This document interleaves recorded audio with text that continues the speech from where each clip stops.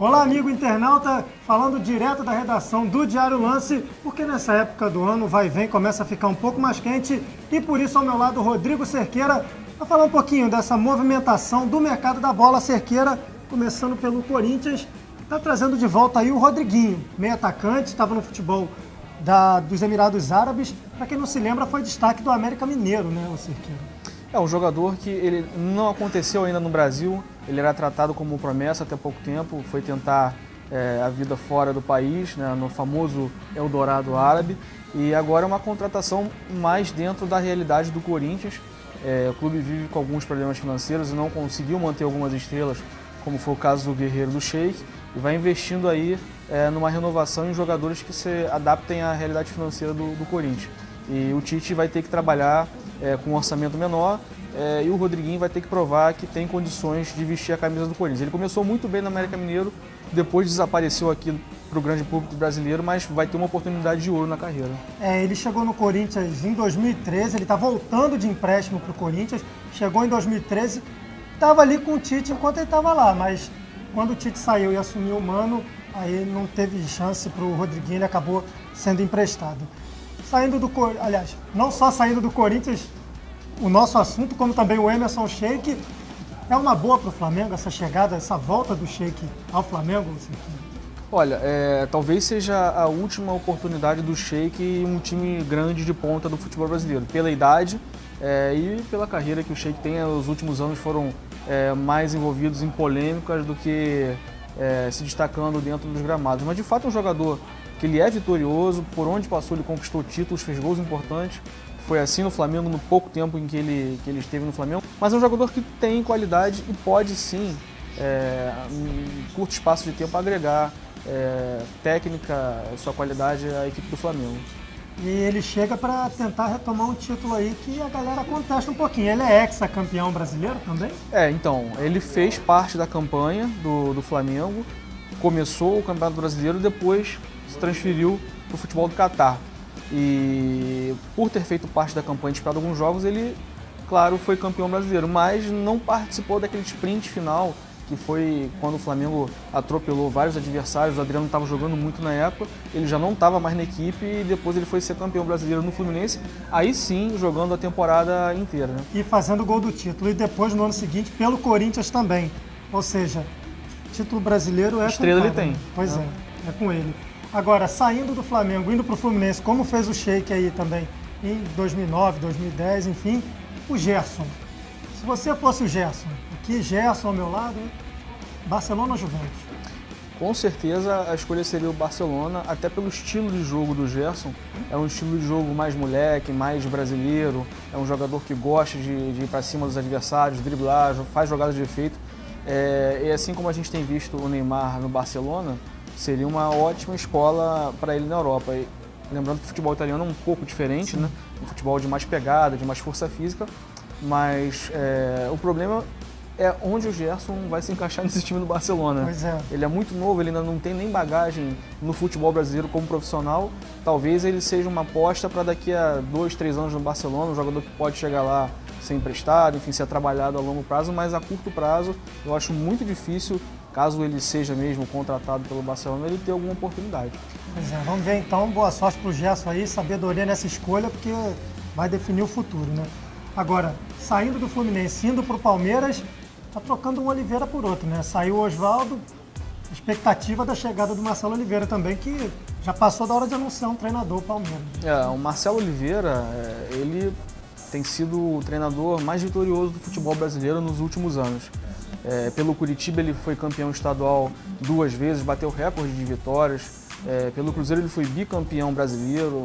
Entre Curitiba e Cruzeiro ele disputou 3 finais de Copa do Brasil. Então é um treinador que ele chega com uma bagagem, uma experiência muito grande e um currículo recheado de conquistas. E o Palmeiras, nesse processo de reestruturação que o clube vem passando, estádio novo, uma equipe completamente nova, diversas contratações, acho que o Marcelo Oliveira se encaixa muito bem nesse perfil vitorioso que o clube quer para retomar as glórias do passado, né? O Palmeiras não para. Talvez enquanto a gente está aqui conversando, se está de bobeira, piscou, o Palmeiras já contratou mais alguém aí. Agora, saindo do Palmeiras, indo para o Santos, o reforço não é no futebol masculino, não, porque o dinheiro está meio escasso, mas a Marta pode voltar, quem sabe, não é um sonho aí do presidente Modesto Roma. Enquanto o Neymar foi embora, a Marta pode voltar e jogar pelo Santos. A Marta, que é a maior jogadora de futebol feminino brasileiro, uma das maiores de todos os tempos. Tem gente até que gostaria de vê-la jogando nos meios dos marmanjos para ver se ela conseguiria repetir o que ela faz com as meninas. Mas para o incentivo do futebol brasileiro feminino, que é tão carente de times, de ídolos aqui no Brasil, de competições importantes, eu acho que seria excelente essa notícia de a gente poder ver de novo a Marta jogando aqui nos gramados brasileiros. E seria um atrativo para o próprio público, né? Porque ter a Marta jogando leva a galera para o estádio para ver, né? Seria um atrativo para divulgar de vez o futebol feminino, que já passou da hora também do pessoal dar um valor, né? Tá rolando a Copa do Mundo feminina, dá para ver que tem qualidade, né? Agora, saindo do Santos, indo para o São Paulo, São Paulo está numa situação agora delicada, né? Porque o Alexandre Pato decidiu entrar na justiça contra todo mundo, entrou na justiça contra o São Paulo, entrou na justiça contra o Corinthians por conta de atrasos de salário. Daqui a pouco ele entra na justiça aí contra futebol também, né? Pois é, não tem jogado não vai jogar assim por ninguém.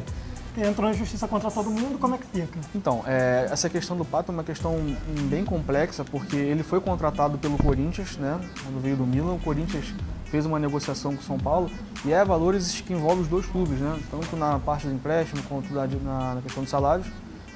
E de fato, o Pato não disse que veio ainda no futebol brasileiro desde o seu retorno. No São Paulo ele teve até uma fase melhor do que no Corinthians, mas está longe de ser aquele jogador que foi vendido para o Milan a preço de ouro, como um novo fenômeno, e até teve boas atuações na Itália, mas uma sequência de lesões absurda. E agora aqui no futebol brasileiro ele não conseguiu a sequência que ele imaginava que ia ter, talvez a facilidade que ele imaginava que ia ter para jogar, e se consolidar na seleção, que era acho que o objetivo dele. E esses problemas extra-campo podem minar de vez a situação do Pato aqui no Brasil. A tendência é que ele volte para o futebol europeu, porque ele é um jogador muito caro, é um jogador que dificilmente algum clube brasileiro vai poder pagar, e tem essa questão processual agora envolvendo os dois grandes rivais, Corinthians e São Paulo. Agora, para nós finalizarmos o nosso Vai Vem, Cerqueira, Doriva no Vasco, cai ou não cai? Pelo andar da carruagem, eu acho que ele está com os dias contados, porque a equipe entrou numa fase tão ruim, uma sequência de derrotas e mais derrotas, zona de rebaixamento, a pressão da torcida é muito grande.